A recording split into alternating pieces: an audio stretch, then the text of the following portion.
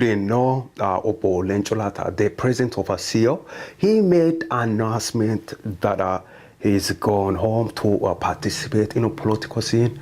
And I'm thinking, what is this about? What is going on with Lencho Lata? I couldn't figure out why he's doing this. And it's like, why? Why now? And because of BilisummaaTV channel, right? BilisummaaTV Oromia has been exposing Lencho Lata. That Lencho Lata, actually, he doesn't care about Oromo people. He has no concern about Oromo people. But he pretends he cares about Oromo people. All those years, he pretends he cares about Oromo people.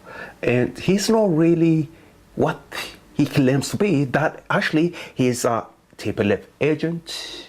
Yes. Now, because of BilisummaaTV, Lencho Lata has no place in Oromo communities anywhere because of this channel.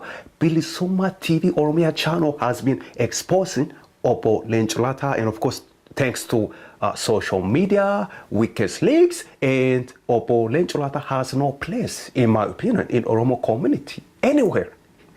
Anywhere, he has no place. So Lencho Lata now, he claims to be Ethiopian.